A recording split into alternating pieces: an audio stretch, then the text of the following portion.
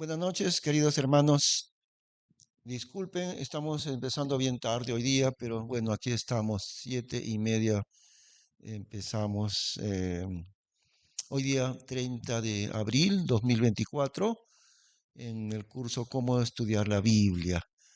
Estamos haciendo el cuadro de los eventos profetizados en la Biblia para tener la idea muy clara de cómo es su cumplimiento, ¿no?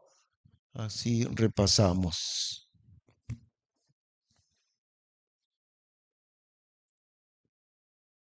El juicio ante el gran trono blanco, que le dicen también el juicio final, pero la Biblia le llama juicio ante el gran trono blanco. Y después de eso, acá viene cielos nuevos y tierra nueva.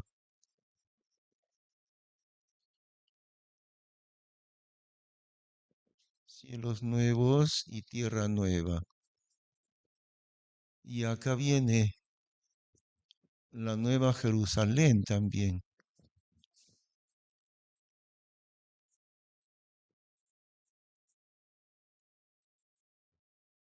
Y esto, claro, es la eternidad, viene ya aquí, ¿no? Esto sí ya es la eternidad.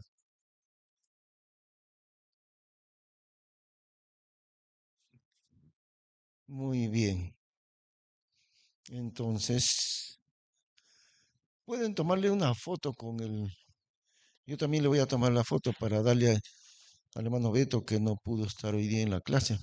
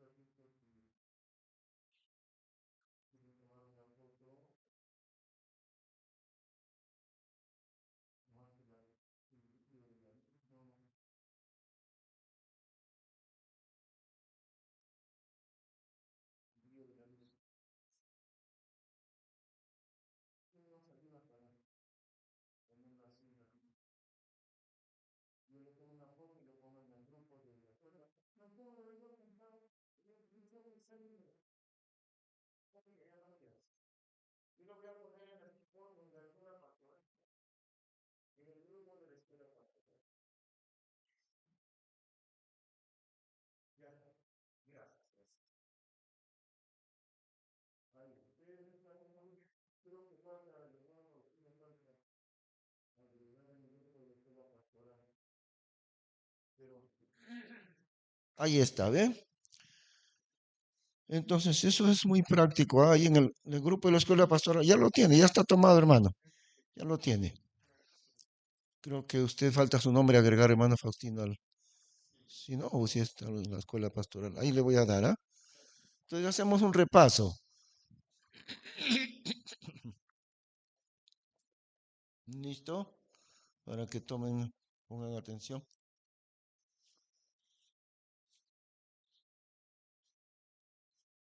¿Listos? ¿Listos? ¿Ya? Estos son los eventos, ¿no? Que vienen desde el tiempo de Daniel, la profecía de las 70 semanas.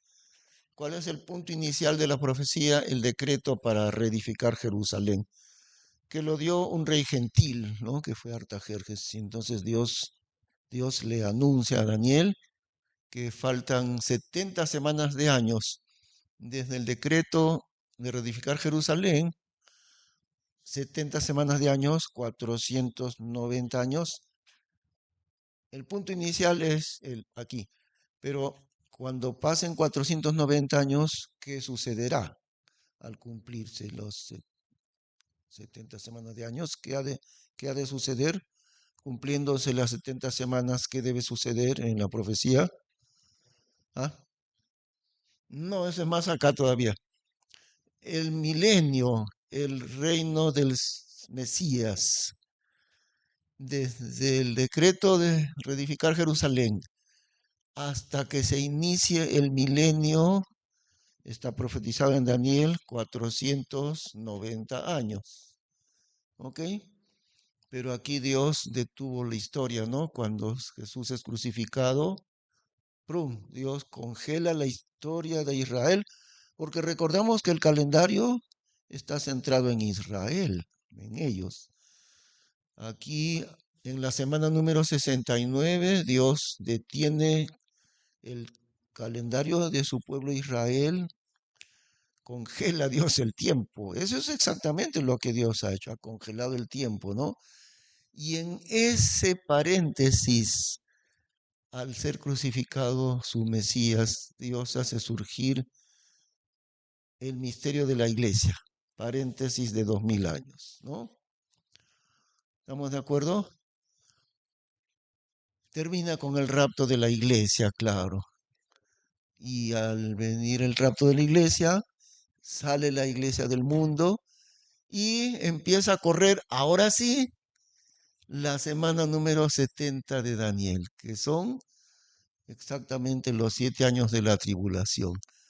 Y se cumple en la última semana de años, 7 años de la tribulación, termina y comienza a reinar el Mesías en Jerusalén, ¿no? Ese es el cuadro de la profecía bíblica de las 70 semanas de Daniel. Es importantísimo. No podemos olvidar nada de eso porque es el ABC de las profecías de la escritura, ¿no?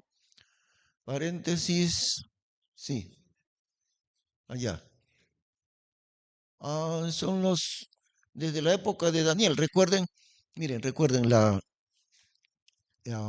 deportación de Judá, año 606 antes de Cristo, ¿no? En realidad fue un periodo que duró hasta el año 586 antes de Cristo. La deportación de Judá, el reino del sur, hacia Babilonia, en el, en el 606. Luego 70 años deportados allí. Y después de 70 años, Dios había dicho por medio de Jeremías que volverían a su tierra después de 70 años. No confundan esos 70 años con las 70 semanas de Daniela, no se confundan, es diferente. Pero Dios había profetizado que siendo deportados a Babilonia, después de 70 años, Dios mismo los iba a regresar. Claro, si restamos, no, eso fue el cautiverio del reino del norte, de las 10 tribus que desaparecieron, sí. Entonces, ve, estamos en el tiempo justamente, ¿no? Y empezando con el decreto de reedificar Jerusalén, cumpliéndose el regreso de los judíos a Jerusalén, justamente a partir de allí, Dios dice, 490 años transcurrirán desde aquí hasta que comience a reinar el Mesías. ¿Y por qué se llama el misterio de la iglesia? Porque justamente ahí está el misterio, ¿no? Dios no le reveló a nadie que Dios iba a parar el calendario de Israel encerrados en un rincón de oscuridad, incrédulos ellos, y hasta ahorita están ahí, en ese rincón de oscuridad, los judíos. No entienden nada de su Salvador Cristo. Entonces, mientras Israel está congelado en el tiempo, literalmente, en los planes de Dios, entonces Dios hace surgir, en vista de la incredulidad y desobediencia de ellos, Dios hace surgir, por otro lado, la salvación, el misterio de la iglesia, ¿no? Ya no con Israel, porque ellos rechazaron. Ahora, la puerta no está, recordemos, la puerta de la salvación no está cerrada a los judíos, ¿ah? No está cerrada. Cualquier judío, al creer en Cristo, también es salvado por fe, igual que nosotros. El problema no es que la puerta está cerrada, el problema es que ellos no quieren entrar por la salvación. Y entonces, ¿no? Cumpliéndose, se llama misterio porque, por ejemplo, a Daniel, Dios no le reveló nada a Daniel. Dios le dijo a Daniel 490 años hasta que comience a reinar el Mesías, ¿no? El milenio. Pero Dios no le reveló este misterio, que Dios Iba a parar el calendario al llegar la semana 69 y Dios iba a hacer surgir otro pueblo diferente llamado la iglesia. Y Daniel no supo eso, por eso la misma Biblia le llama el misterio de la iglesia. Y la cual terminará muy pronto ya, ¿no? Estamos en los últimos momentos de la iglesia. Viene el arrebatamiento, la iglesia es quitada del mundo y el tic-tac de Dios con Israel de nuevo comienza a correr y se manifestará los 7 años, que son la última semana de Daniel, la semana número 70. Y terminará la semana 70 y ahí exactamente comienza el Señor Jesús a reinar en Jerusalén. Y termina los 1000 años de su reino en Jerusalén y se produce el juicio ante el gran trono blanco, el juicio final, que está pues ahí en Revelación, ¿no? Decimos Revelación, o sea, Apocalipsis. Y después de eso Dios va a crear cielos nuevos y tierra nueva. Ya esto es la eternidad, eso sí es eterno, ¿no? Sí, en la profecía bíblica, una semana son 7 años, la semana 70. Ahora, ¿recuerdan una razón importante que yo les hice una pregunta hace poco? ¿Por qué este reino del Señor Jesús en la tierra, porque es en la tierra, ¿no? Esto es distinto, pero ¿por qué su reino en la tierra, en Jerusalén, reinando sobre el mundo entero? ¿Por qué Dios lo hace durar solamente 1000 años? Porque 1000 años no es nada delante de la eternidad. ¿Por qué Dios le da solamente una duración de 1000 años a su reino terrenal? Esa pregunta les hice, ¿eh? ¿Se acordarán? ¿Te acuerdas, Fernando? ¿Por qué razón? ¿Por qué razón el reino de Cristo en la tierra durará nada más que 1000 años, que no es nada en relación a la eternidad? ¿Por qué su reino solamente reinará 1000 años? ¿Y por qué no sigue el Señor Jesús reinando eternamente en la tierra? Pregunta importante.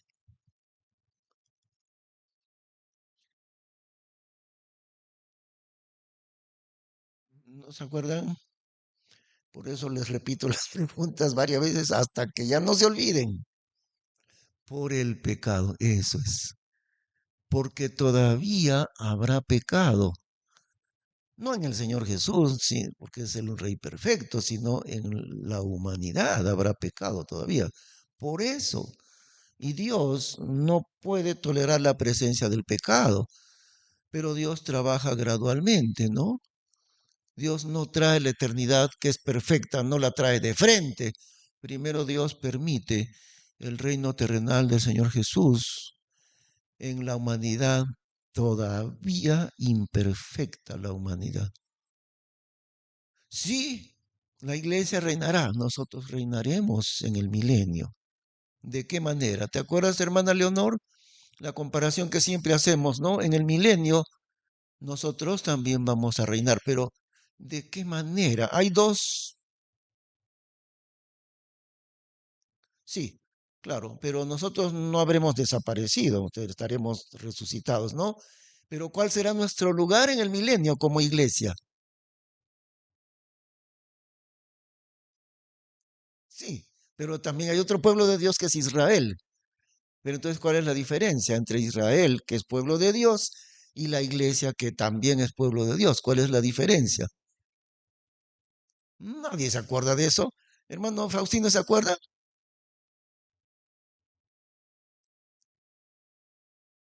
Eso.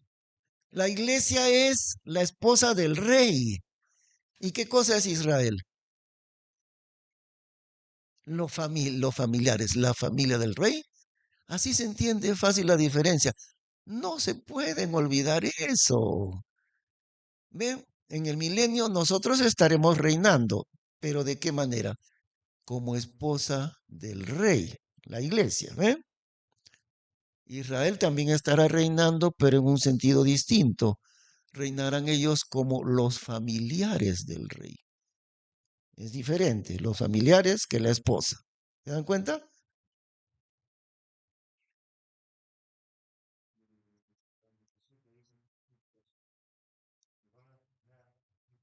Así pues, sí.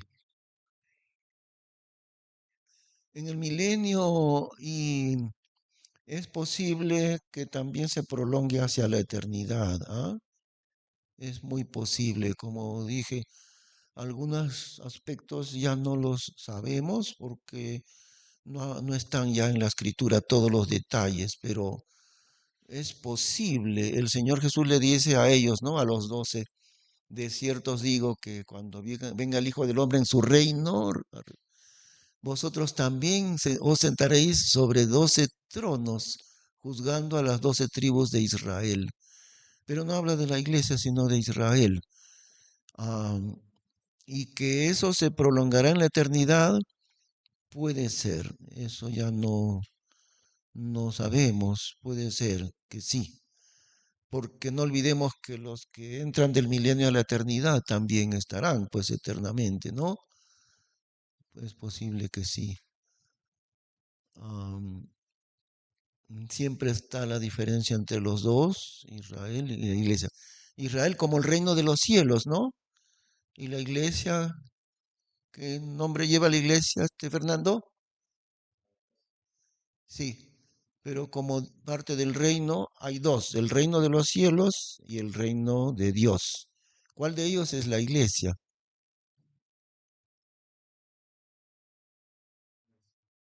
No estás en la luna, Fernando. Leonor, ¿cómo se llama el reino de Dios? También, ¿qué otro nombre? Sí, eso, ¿no? ¿Y a qué corresponde? ¿A qué pueblo de Dios? Eso, ¿no? A la iglesia. El reino de Dios es la iglesia. Es espiritual, no es material, es espiritual, es invisible. Su llamamiento es del cielo. La iglesia, su llamamiento no es de la tierra, sino del cielo. En cambio, Israel, su llamamiento, su vocación es de la tierra. Y su sede es Jerusalén, la Jerusalén de la tierra. Pero la sede, la capital, digamos, del reino de Dios, de la iglesia, no es esta Jerusalén, sino la nueva Jerusalén. ¿Ven la diferencia? ¿No? Ah, ya, vamos a leerlo. Muy bien, muy buena pregunta, hermano. Vamos a ver en Efesios. Vamos a abrir la Biblia en Efesios.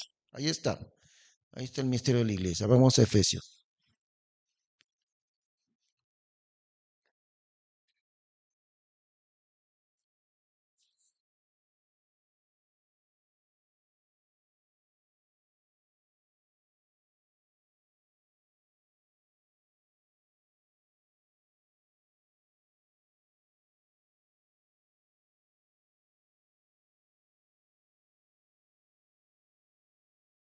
Ahorita voy a traer mis lentes. Un poco se me dificulta.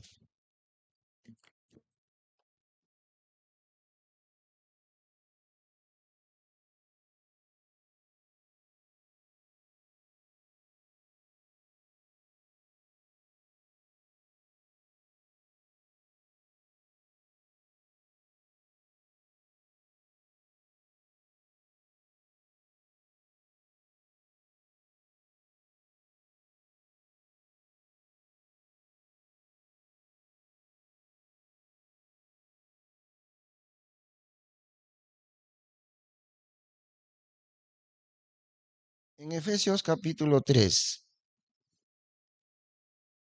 leemos, ¿eh? Leemos ahí. Por esta causa yo, Pablo, Efesios capítulo 3. Por esta causa yo, Pablo, el prisionero de Cristo Jesús, por amor de vosotros los gentiles, visto que habéis oído de la dispensación de la gracia de Dios que me ha sido dada para con vosotros, es a saber, que por revelación me fue declarado el misterio, como antes he escrito en breve, lo cual leyendo podéis entender cuál sea mi inteligencia en el misterio de Cristo, el cual misterio en otras edades no fue entendido de los hijos de los hombres, como ahora es revelado a sus santos apóstoles y profetas por el Espíritu, que los gentiles habían de ser coherederos, incorporados y participantes de su promesa en Cristo por el Evangelio, del cual yo soy hecho ministro por el don de la gracia de Dios que me ha sido dado según la operación de su poder. A mí, digo, el menor de todos los santos, es dada esta gracia de anunciar entre los gentiles el Evangelio de las inescrutables riquezas de Cristo, de las riquezas inescrutables, y de enseñar con claridad a todos cuál sea la dispensación del misterio escondido desde los siglos en Dios, que creó todas las cosas por Jesucristo, para que a los principados y potestades en los cielos sea ahora hecha notoria por la Iglesia la multiforme sabiduría de Dios, conforme al propósito de los siglos que hizo en Cristo Jesús, Señor nuestro. Miren, ¿cuántas veces está ahí la palabra misterios? Como unas 6, 8 veces, ¿no? Se repite la palabra misterio. Ahí está. Que en otras generaciones no se dio a conocer a los hijos de los hombres, como ahora es revelado.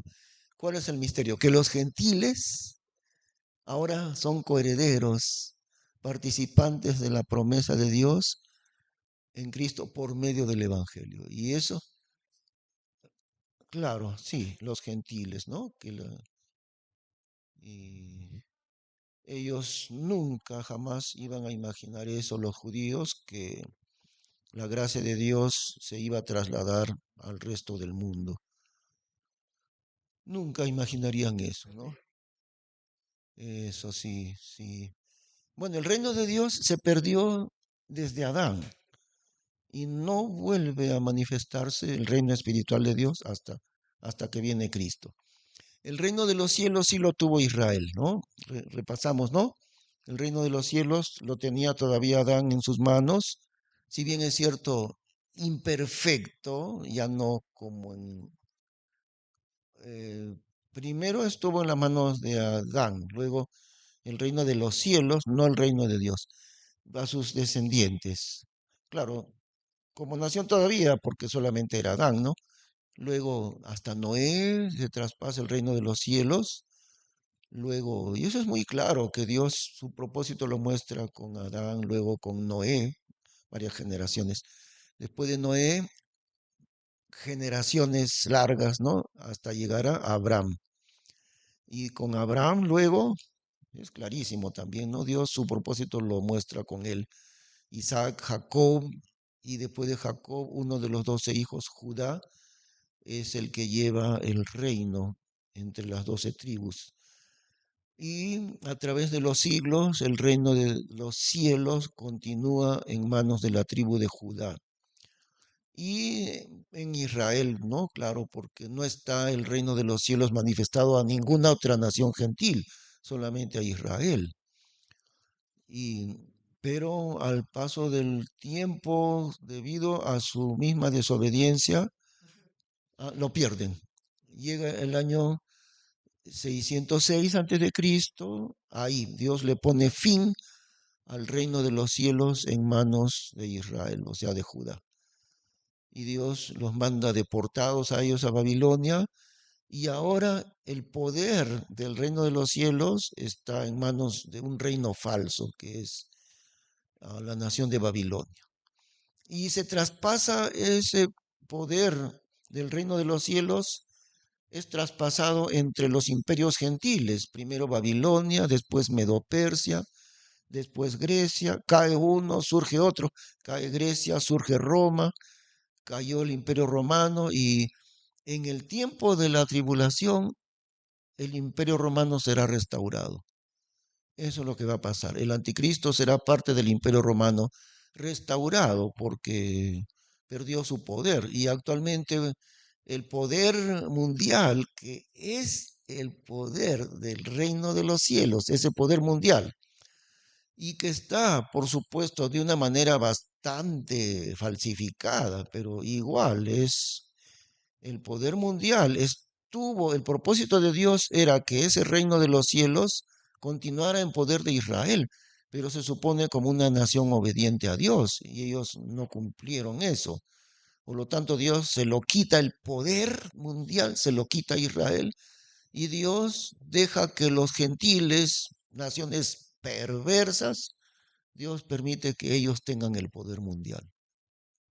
Y actualmente se pelean, pues, ¿no? Las potencias mundiales, pero ese poder que tienen las potencias mundiales les ha sido dado por Dios mismo. No les ha entregado Satanás ese poder.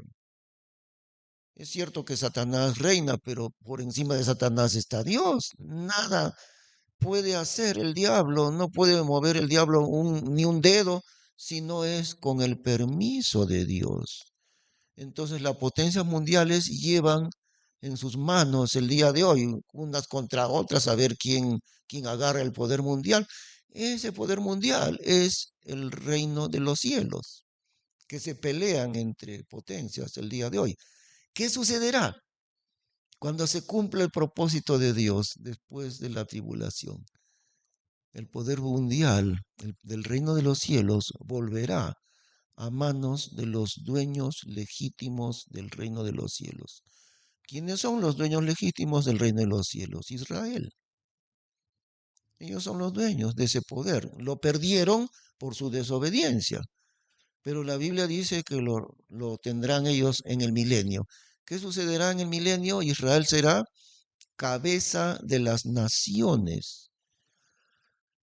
Y tanto que muchas personas en otros países querrán tener cualquier parentesco con algún judío, ¿no? Para que, como ellos son los poderosos, entonces, así como hoy día, ¿no? Todos queremos algo de Estados Unidos, queremos viajar a Estados Unidos o tener un familiar en Estados Unidos, porque es el país tan grande, poderoso, igualito, ¿no? Ya no con Estados Unidos, sino con Israel. Eso sucederá ya en el milenio, ¿no? Sí,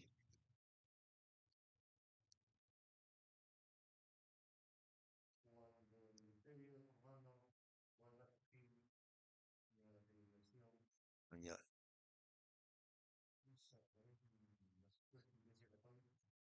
Bueno, estará en manos del anticristo ese poder, pero habrá una cosa, el, el catolicismo como ramera se entregará en brazos del anticristo que tiene el poder mundial. Como buena prostituta, se entregará por dinero. Ella, el catolicismo, se entregará al anticristo por, por plata. Claro, vamos. Sí, claro. Sí, hasta el tiempo de la tribulación seguirá igual, ¿no? Sí, pues. Pero hay una cosa, ¿no? En Apocalipsis, Revelación 17 dice que la ramera, o sea, el catolicismo, entregará su poder, se entregará ella y el poder, porque tiene mucho alcance religioso mundialmente. Su poder, entre comillas, es un poder como religión mundial, ¿no?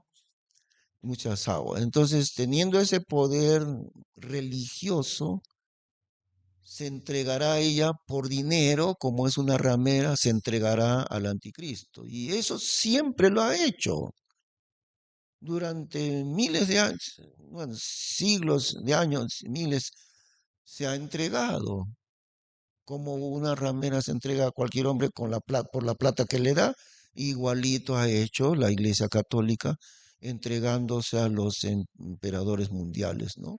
Eso lo dice la Biblia en Revelación 17, Apocalipsis 17. Pero hay una cosa, en el tiempo del anticristo, ellos traicionarán a la ramera, la traicionarán. Vamos a leer un poco en Revelación 17.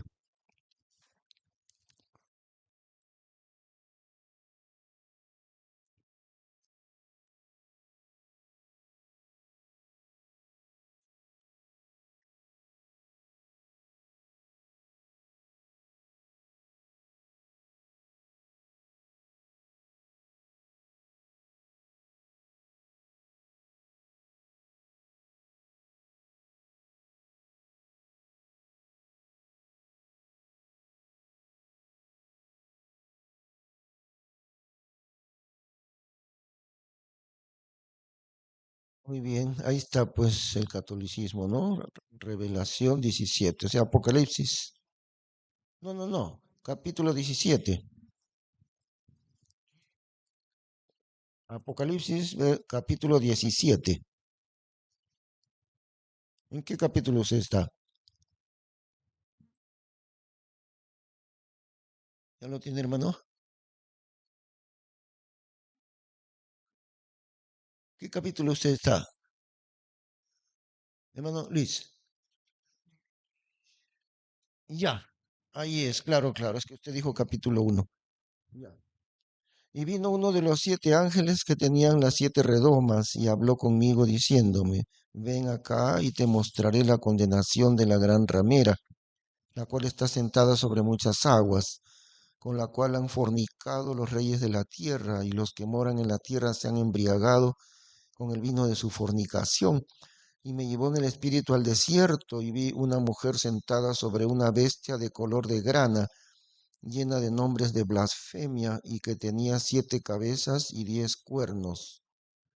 Y la mujer estaba vestida de púrpura y de grana, y dorada con oro, y adornada de piedras preciosas y de perlas, teniendo un cáliz de oro en su mano, lleno de abominaciones y de la suciedad de su fornicación, y en su frente un nombre escrito, Misterio, Babilonia la Grande, la madre de las fornicaciones y de las abominaciones de la tierra. Y vi la mujer embriagada de la sangre de los santos y de la sangre de los mártires de Jesús. Y cuando la vi fui maravillado con grande maravilla. Y el ángel me dijo, ¿por qué te maravillas? Yo te diré el misterio de la mujer y de la bestia que la lleva, la cual tiene 7 cabezas y 10 cuernos. La bestia que has visto fue y ya no es, y ha de subir del abismo y ha de ir a perdición. Y los moradores de la tierra, cuyos nombres no están escritos en el libro de la vida desde la fundación del mundo, se maravillarán cuando vean la bestia, la cual era y ya no es, aunque sin embargo es. Aquí hay sentido que tiene sabiduría. Las 7 cabezas son 7 montes sobre los cuales se asienta la mujer, y son 7 reyes. Los 5 son caídos y el uno es, y el otro aún no es venido. Y cuando fuere venido es necesario que dure breve tiempo. Y la bestia que era y no es también el octavo rey, y es de los 7 y va a perdición. Y los 10 cuernos que has visto son 10 reyes que aún no han recibido reino, empero recibirán potestad como reyes por una hora con la bestia. Estos tienen un mismo designio y darán su poder y autoridad a la bestia. ¿Quién es la bestia? El anticristo. En realidad, el nombre que se le da en Apocalipsis no es el anticristo, sino la bestia. Pero él es, pues, ¿eh? La bestia. Estos tienen un mismo designio y darán su poder y autoridad a la bestia. Estos batallarán contra el Cordero y el Cordero los vencerá, porque es el Señor de los señores y el Rey de los reyes. Y los que están con él son llamados y elegidos y fieles. Y él me dice, las aguas que has visto donde la ramera se sienta son pueblos y multitudes y naciones y lenguas. Y los 10 cuernos que viste sobre la bestia, estos aborrecerán a la ramera y la harán desolada y desnuda, y comerán sus carnes y la quemarán con fuego, porque Dios ha puesto en sus corazones que hagan lo que a él place, y que hagan una voluntad y que den su reino a la bestia hasta que sean cumplidas las palabras de Dios. Y la mujer que has visto es la grande ciudad que tiene su reino sobre los reyes de la tierra.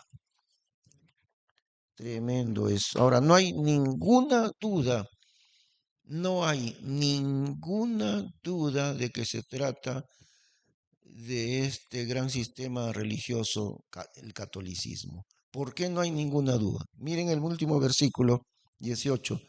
Y la mujer que has visto es la grande ciudad que tiene su reino sobre los reyes de la tierra. El Papa se convirtió en un hombre más poderoso que los emperadores en gran parte de la Edad Media. El Papa era rey de reyes, era el Papa. ¿Se acuerdan que hay en todo el subcontinente de América del Sur está dividido por un lado, vemos el mapa, está Brasil hacia un lado, ¿no es cierto? Y al otro lado están pues los otros países. ¿Qué sucedió? España y Portugal competían por la conquista de Sudamérica. Se peleaban por conquistar el territorio de América del Sur en los años de 1500, después que Colón descubrió América. Y España y Portugal, esos dos querían apropiarse de Sudamérica. Entonces, ¿quién fue el árbitro para que no se pelearan Portugal con España? El Papa. El Papa dio una bula, la bula papal, y trazó una línea imaginaria en cierta parte de América del Sur, en el mapa, ¿no? Entonces el Papa dijo, de aquí Portugal no pasa, de aquí para allá Portugal y de aquí para allá España. Tanto era el poder del Papa que él dijo, no, hasta acá nomás, tú acá, ¿no? Sí, también. Después fue perdiendo su poder el catolicismo. Sí, pero durante siglos enteros el Papa era más poderoso que todos los reyes. Eso era el Papa. Por eso dice acá el versículo final de este capítulo, ¿qué cosa dice? ¿Qué dice ahí? Y, y la mujer que has visto es, ¿qué cosa? La grande ciudad que tiene su reino sobre los reyes de la tierra. O sea, Roma. No hay ninguna duda de eso. Roma. Otra evidencia más. Los colores del catolicismo. Versículo 4. Y la mujer estaba vestida de púrpura y de grana. Púrpura pues es el morado, ¿no? Púrpura es el morado y el grana es el rojo, rojo intenso, rojo bien encendido, ese es el color grana. Cuando en cada ocasión donde se reúnen los altos dignatarios católicos, eso, cada vez que hacen una reunión solemne ellos, obispos, qué sé yo, ¿no? Siempre están ellos con esos dos colores, el morado, púrpura y el color grana, que es el rojo intenso.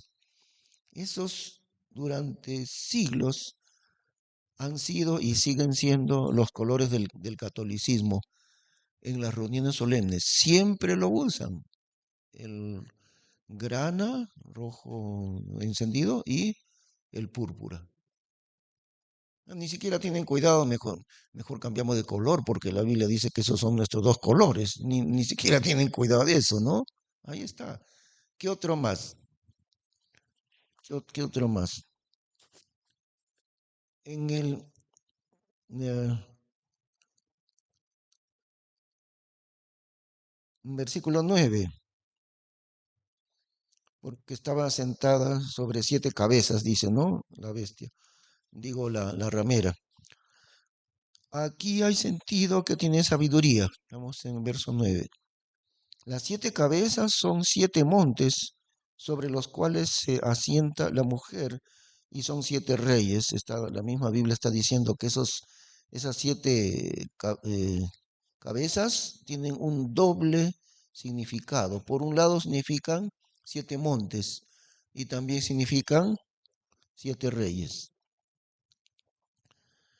Entonces, si ustedes agarran su celular y entran a internet, entran a Google. Ahora ya se ha creado un verbo que dice googlear. El verbo googlear, el verbo googlear quiere decir buscar en internet. Entonces dice, pregúntenle a Google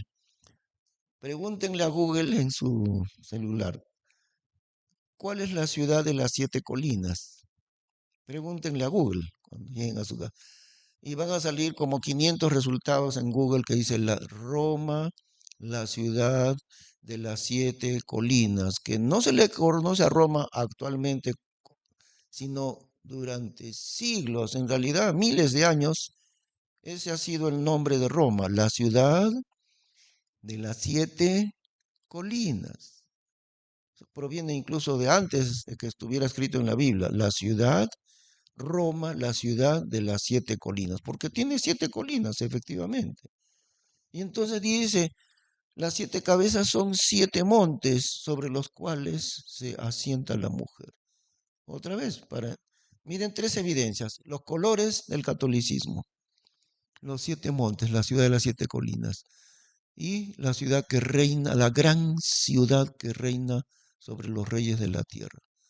Ninguna otra ciudad se le puede calificar como la gran ciudad que reina sobre los reyes de la tierra, porque durante siglos enteros ha sido Roma la que ha reinado sobre los reyes de la tierra. Cuando yo era niño en Matucana vivíamos, ¿no? Y en la escuela así chiquillo, muchos niños de 8 años, de 9 años, murió, no sé qué papa murió, pero se murió el papa. Entonces al día siguiente todos los niños decían, porque con sus hogares católicos, ¿no? En mi casa no, pero en la casa de ellos salieron los niños con eso, se ha muerto el segundo Dios. ¿Sí? Y yo decía, ¿quién es el segundo Dios? El Papa, pues que tú no sabes, me decía, se ha muerto el segundo Dios, que es el Papa, decían todo ahí.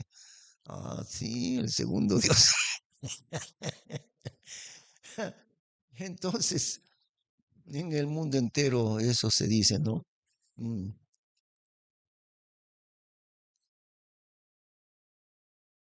Así pues, claro.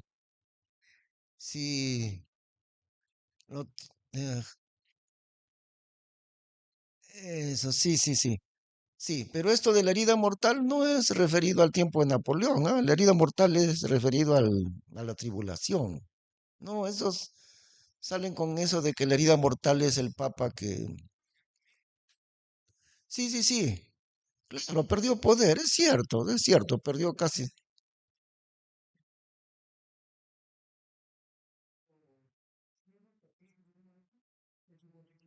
Ah, allá.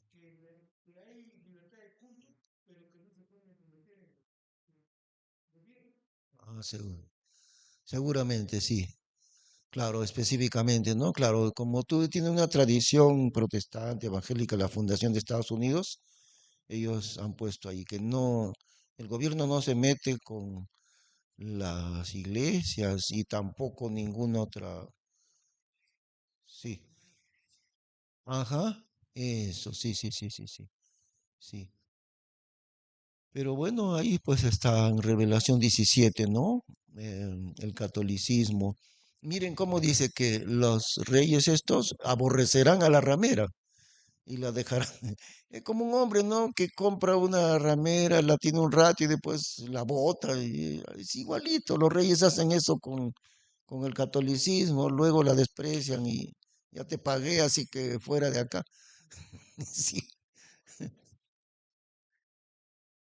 sí, ajá.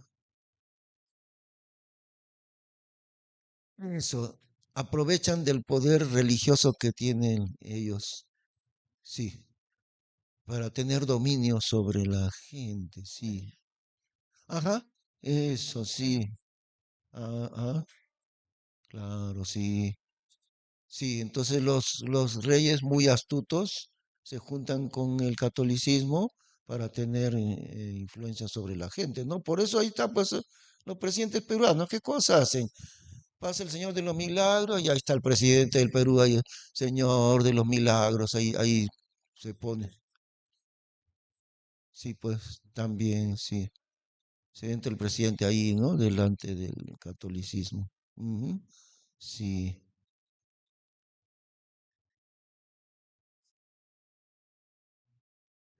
eso, ¿no?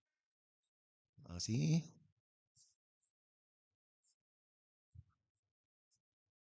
Así.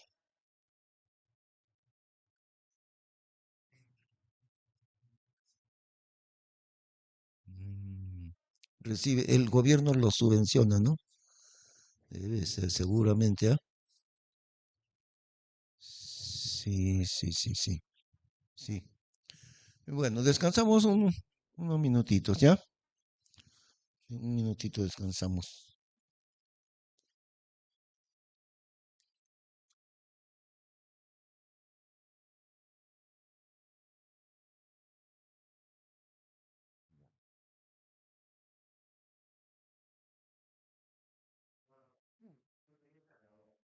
Ah, sí. Ahorita, ya, ahorita digo, ¿qué más es tu la entrada? Ah, ya, a ver, déjame ver. A ver, ¿cuál es la sensibilidad? Ah, ya. Sí, sí, no, sensibilidad. Pues todo esto lo pasa el tipo nomás o por el YouTube está peor. Sí, sí, las demás no están. Sí, está bien. Pero también el mismo juego. Sí,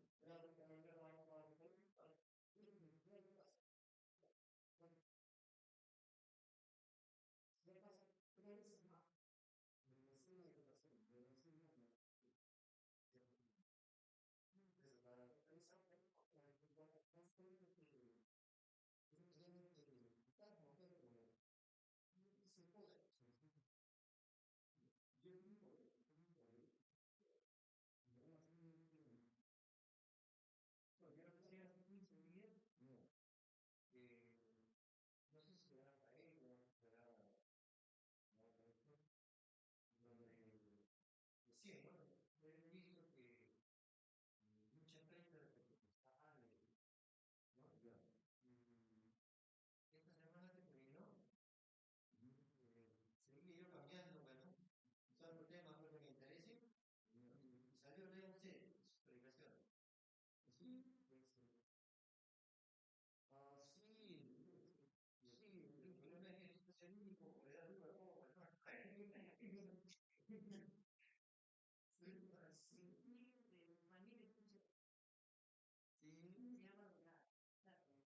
Así le conozco, sí.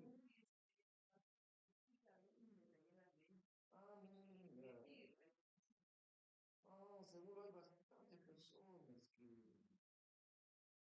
Eso es lo bueno de lo internet que hay ahora, que cualquiera, incluso en otros países, la torre de no es necesario, ocultan que tienen la cristiana católica, es equivalente. Yo tengo 20 años en detectar que no me pasó lo mismo que era hay una buena que llamaba, que siempre agarraba el pie ahí no, y usted nunca predicó de que somos católicos. Ese grupo de católicos, le digo pastor, que usted no está probando el paso. Un chico, ese grupo de católicos carismáticos, los católicos carismáticos hablan de la salvación por fe, pero siguen siendo católicos. Ellos dicen, entendemos, creemos que la salvación es únicamente por la fe y que la salvación no es por las obras.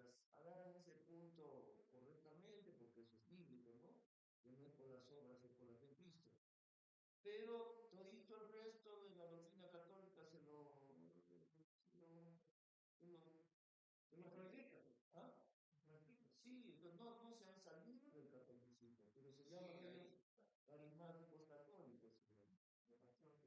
Yo cuando llegué a Chachicita y tenía un sueño con entrar ahí católico, ya, antes de llegar a Chachicita vivía en Ñeño.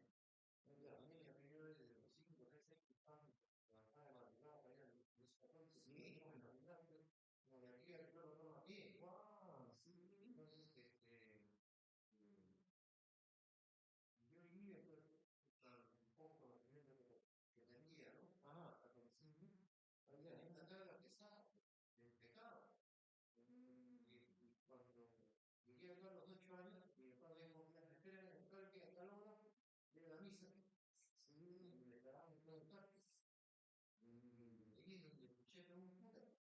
Me dijo, la única, para entrar al cielo, el único requisito, algo así, ¿no? ¿Qué? ¿No te cabía conmigo? ¿Qué pasó? ¿Qué? ¿Tú qué edad tenías? 8 años. ¿De veras? Sí. Me abrieron los ojazos y pero me estaba quedando con mi pecado. Y escuché eso que solamente por la fe en Jesucristo hay salvación. Niño, 8 años, ¿no? Tenía acá, estaba creciendo el puente para morir, en la casa, estaba en la casa, ¿no? He escuchado que el cura dijo que solamente hay que creer en Jesucristo para tener la salvación. Sí, sí, así ha dicho el cura. Yo estaba contento, veníamos saltando, ¿no? Yo tenía, ya había aprendido de que había que cumplir la ley, que no hay que mentir, no hay que hablar lisura, tantas cosas. Yo estaba lleno de lisura, estaba lleno de tantas cosas, de mentira y eso. Y en la carga por ahí me fue por el cuchillo. ¿Y tu papá qué dijo? No me acuerdo de su comentario. Porque aprendiste cómo era la confesión, examen de conciencia, dolor de corazón, propósito de enmienda, confesión de boca y satisfacción de obra.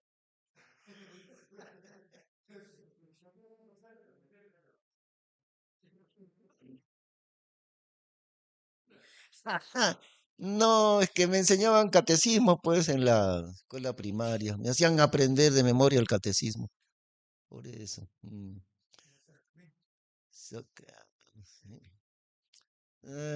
Todo lo que sí. Bueno, hacemos pues am, otra vez viendo los detalles principales del cuadro de Dios, ¿no? Les estuve haciendo notar algo muy importante, fíjense, ¿no? En el milenio, el reino del Señor Jesús en Jerusalén. Y como dijo nuestra hermana Leonor, que ya no será igual como el día de hoy, porque el día de hoy hay un grupo muy distinto de la sociedad y todas las personas saben, ¿no? Ya los que son cristianos viven diferentes, tienen sus iglesias. La misma gente incrédula sabe, hay una diferencia entre nosotros que vivimos como nos da la gana y ellos, o sea, los hermanitos, los hermanos, los cristianos. Entonces, ellos saben que hay una diferencia marcada y que los creyentes se supone que viven una vida distinta, etcétera. Pero en el milenio ya no habrá esa diferencia. Eso es ahora. El cristiano se mantiene separado del mundo.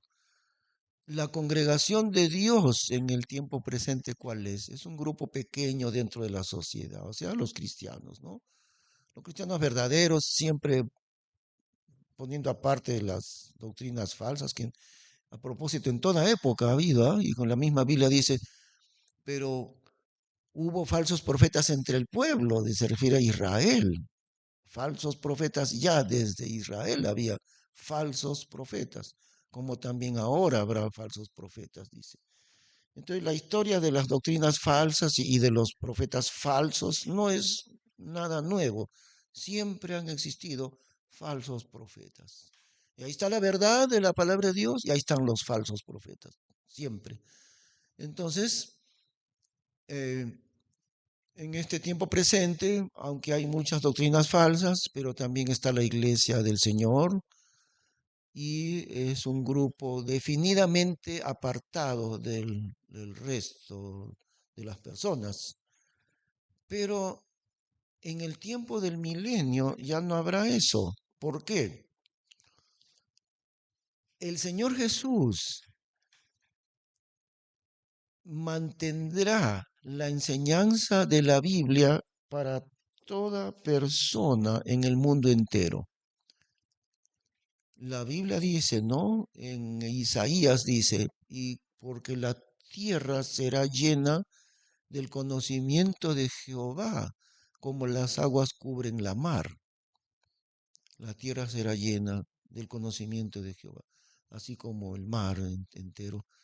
Entonces el Señor Jesús habrá establecido la enseñanza de la Biblia en todos los niveles. Ya no será necesario que exista un pequeño grupo que adoren a Dios y que busquen a Dios, porque ya no será necesario, porque todo el mundo, sin excepción, será objeto de la enseñanza de la palabra de Dios.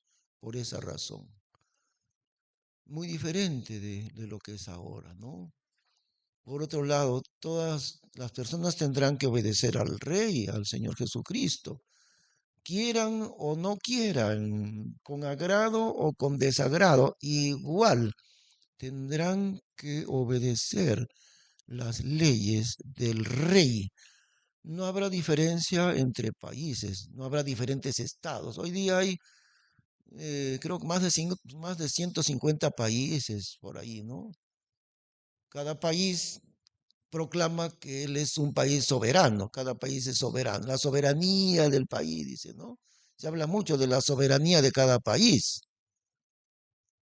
Ahí no, no habrá un país y otro que cada país soberano, simplemente no, el mundo entero será un solo reino, no será una democracia, ¿se acuerdan? Ya hemos hablado de eso, ¿no? El reino del Señor Jesús no es democracia. ¿Qué quiere decir democracia? Fernando, ¿qué quiere decir democracia en su significado, la raíz de la palabra democracia? ¿Qué quiere decir? ¿Recuerdas? Democracia. Eso, el gobierno del pueblo. Eso significa democracia. El pueblo gobierna. Y yo no sé por qué nadie se da cuenta. El concepto está al revés. El concepto está al revés. Es como la evolución, que es un cuento mundialmente difundido, la evolución, pero sigue siendo un cuento de niños. ¿Y por qué nadie refuta la evolución? ¿Y por qué nadie refuta el concepto de la democracia? Porque está al revés. Se supone que si existe gobierno, bueno, en anarquía no puede haber.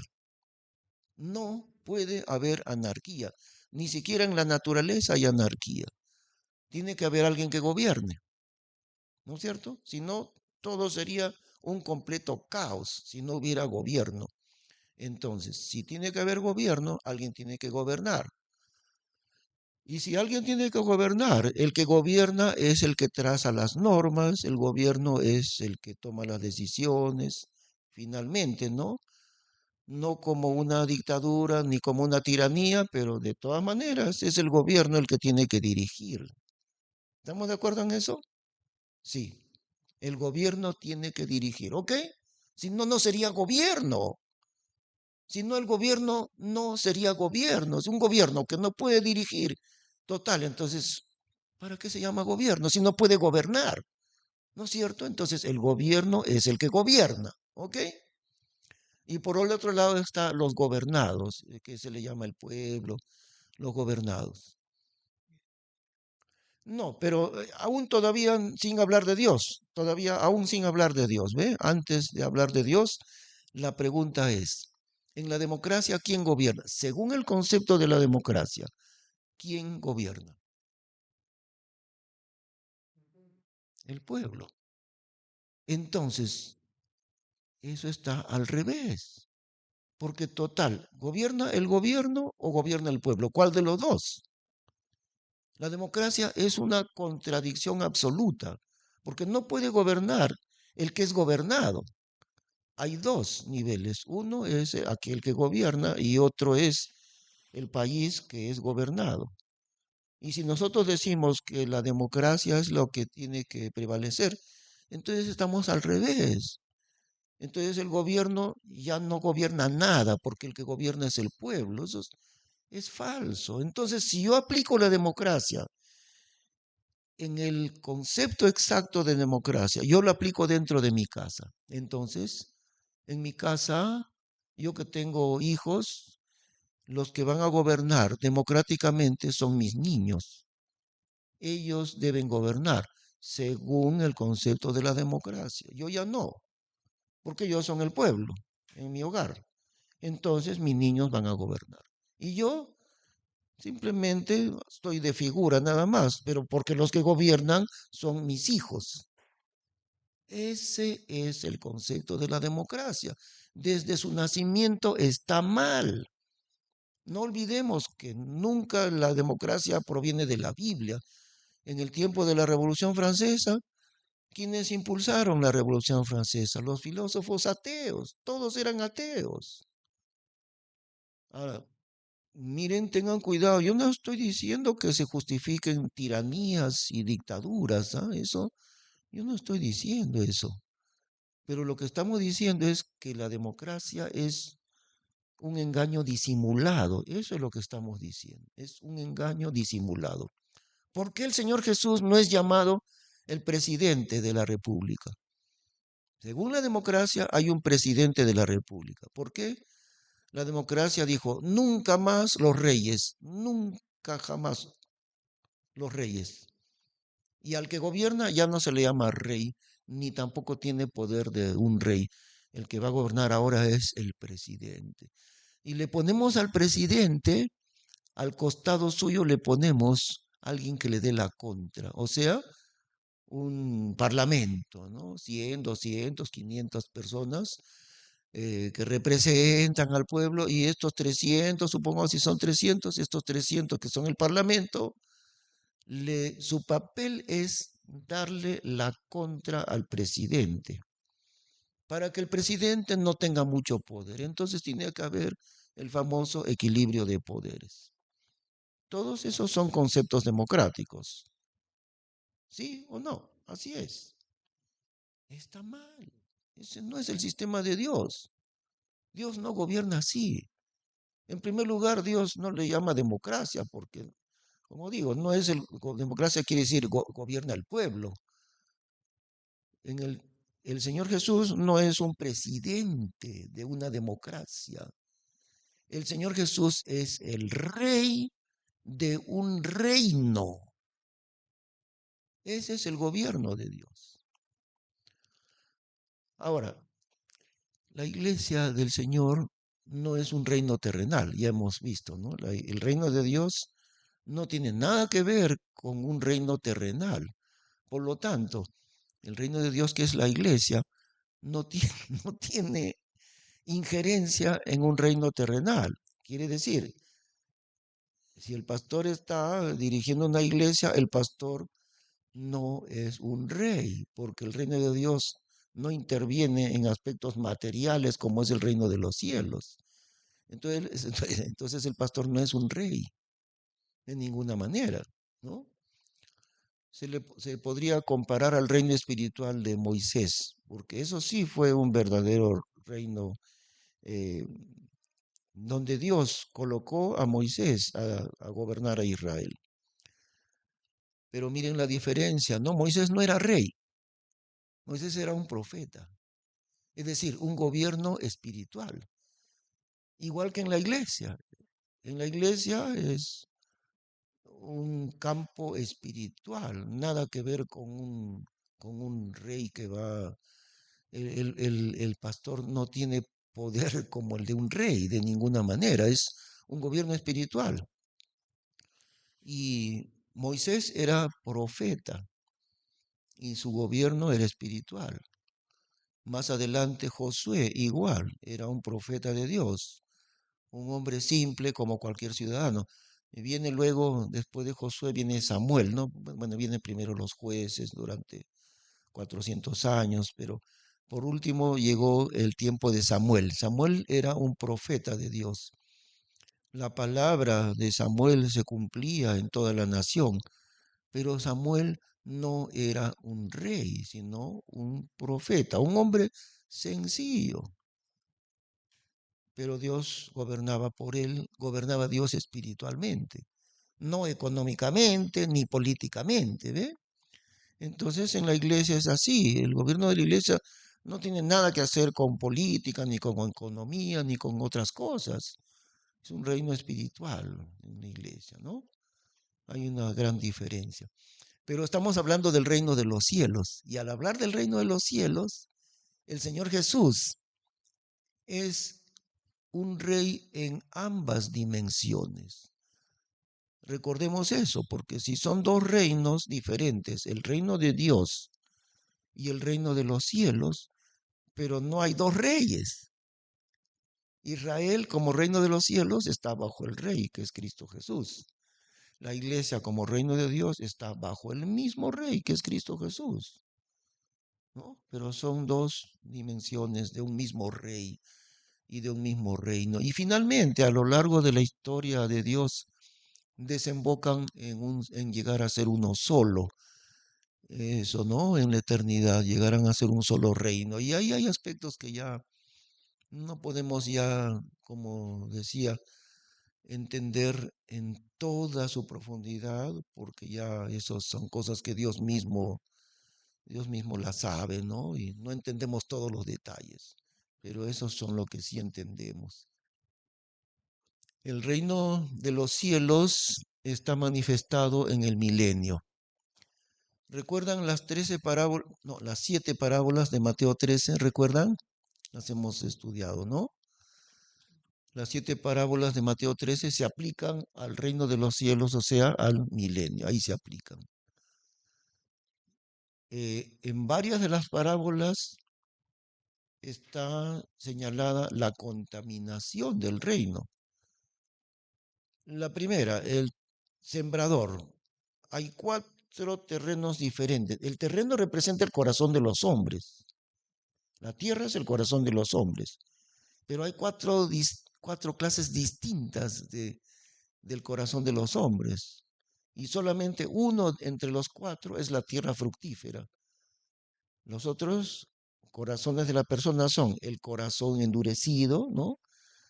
La tierra que cae la semilla cae en el camino, el corazón endurecido. Otro, el corazón superficial. La palabra de Dios cae en esta persona, rapidito dice, sí, sí, sí, sí, sí, pero tan rapidito como dice, sí, yo sigo a Cristo, igualito de rapidito se desanima y se va para atrás. Ese es el corazón superficial.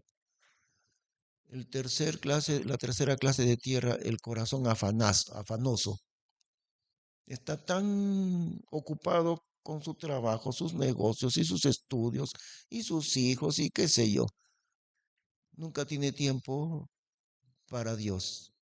Entonces, si bien es cierto que recibe la palabra de Dios esta persona, pero está tan afanoso que las semillas de la palabra de Dios no crece en él, se queda raquítica, no crece porque las malas hierbas representan los afanes de esta persona. Entonces, la parábola del sembrador, cuatro clases diferentes de personas.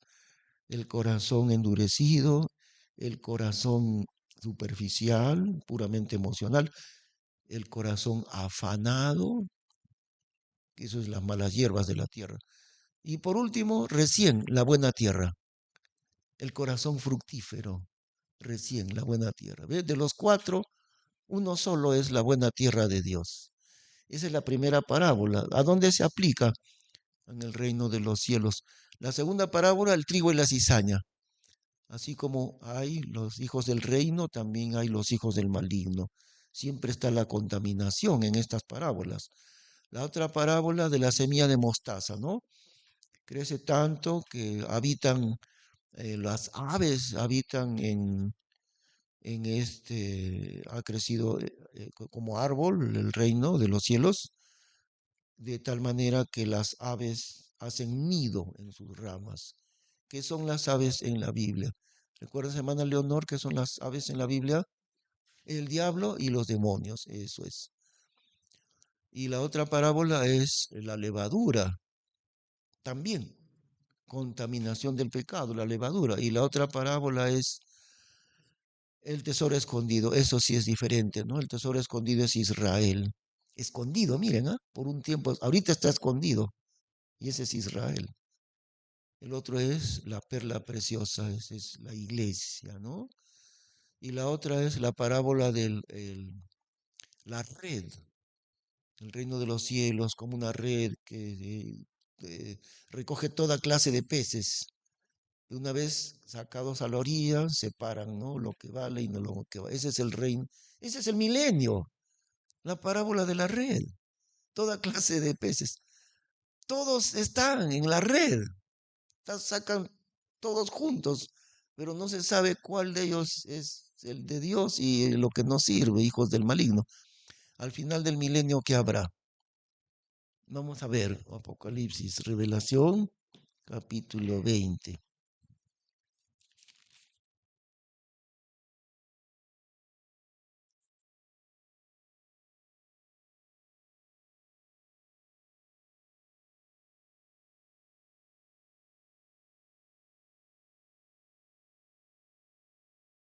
Muy bien,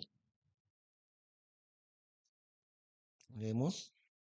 Y vi un ángel descender del cielo que tenía la llave del abismo y una grande cadena en su mano.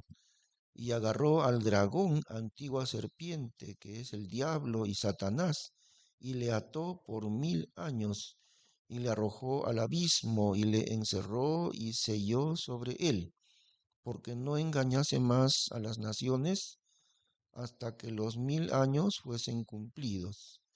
Y después de esto es necesario que sea desatado por un poco de tiempo. Luego avanzamos de frente al versículo 7, al 7.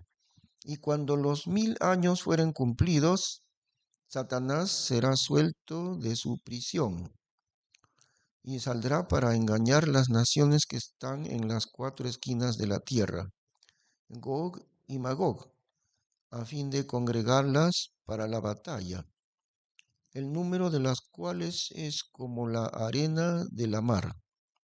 Y subieron sobre la anchura de la tierra y anduvieron alrededor de los ejércitos de los santos y de la ciudad amada. Y de Dios descendió fuego del cielo y los tragó.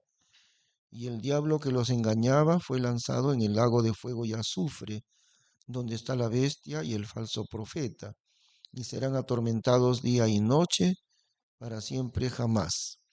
Entonces, ¿qué sucede al final del milenio? A ver, ustedes explíquenme. A ver, Fernando, explícame qué es lo que sucede al final del milenio. Sí, ahí acabamos de leer. No has puesto atención. Hermano Faustino, ¿qué sucede al final del milenio?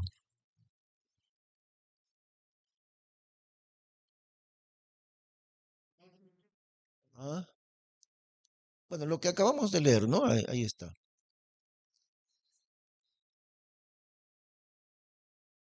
No, eso es después. Eso es ya cuando después que termine el milenio viene eso.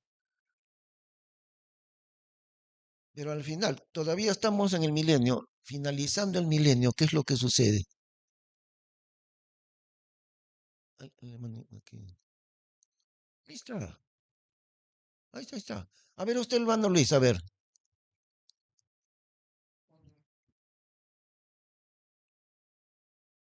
Sí, ¿qué más? ¿Qué más? Ajá.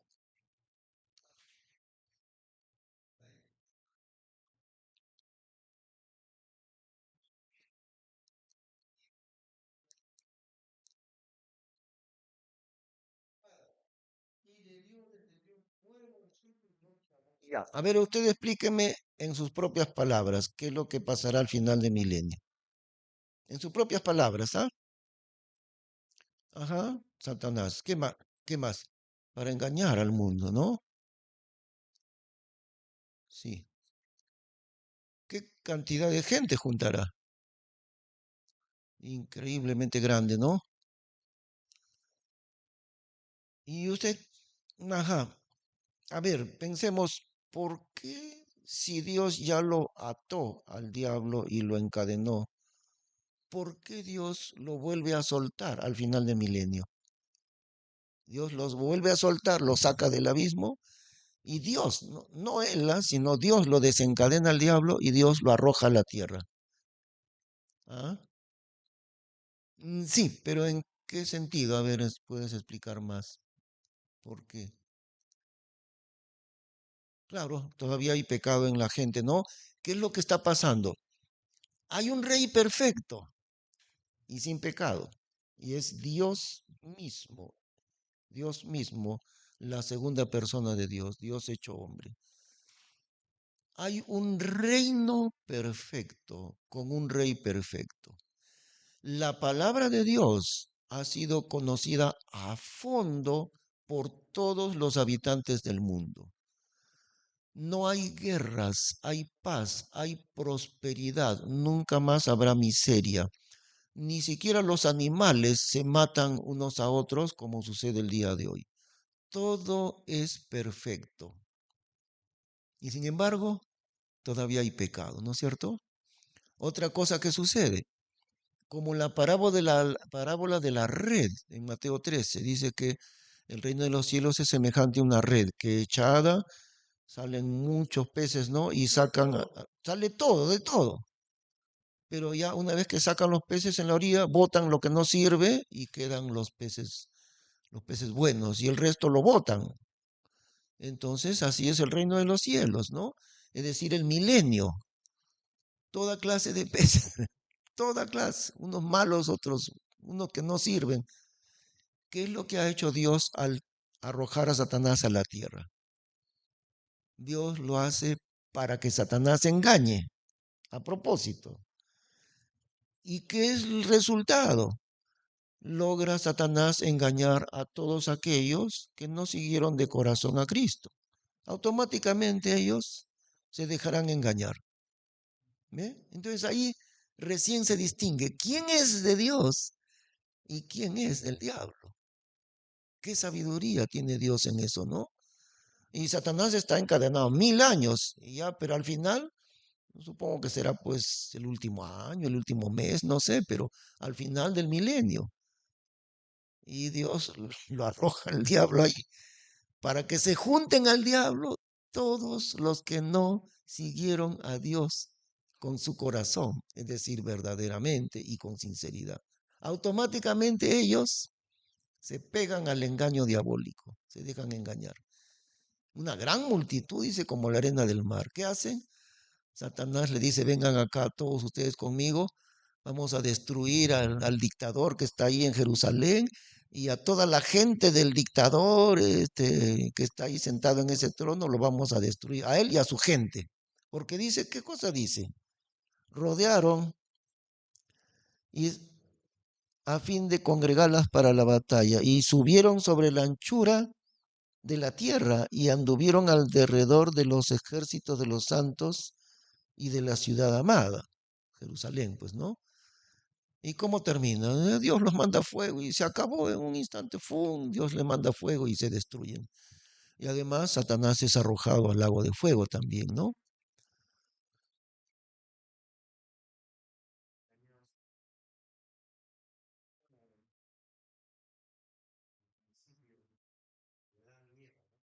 Así. Ay, sí, sí. Ajá. Sí, sí, sí. Ajá. Sí. Y ahí se distingue recién quién es quién, ¿eh? Ah, verdad, dice por poco tiempo, ¿no? Ah, ah, sí,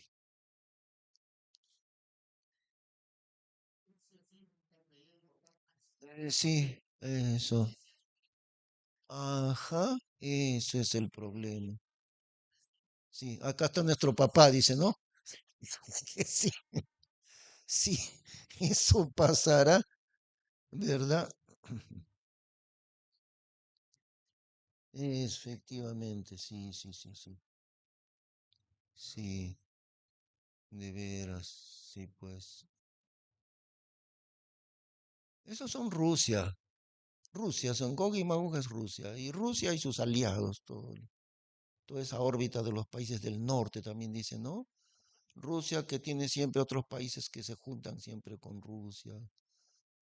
Eso es indudable, ¿ah? Algunos dicen, no, que esa no es Rusia, pero sí, esa es Rusia. Si uno investiga más a fondo, siempre encuentra que Gog y Magog, soberano de Mesec y de Tubal, todos esos son referidos a Rusia. Sí.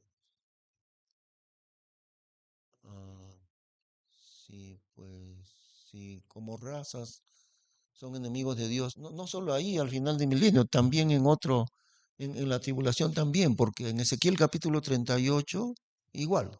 El mismo siempre, Rusia, siempre es el cabecilla Rusia. Rusia se va a juntar con Turquía y con otros más para venir a atacar a Israel. En Ezequiel capítulo 38. Esa es otra batalla, no es la del milenio, es aquí en la tribulación, ¿ves? Siempre Rusia, enemigo de Israel y enemigo de Dios.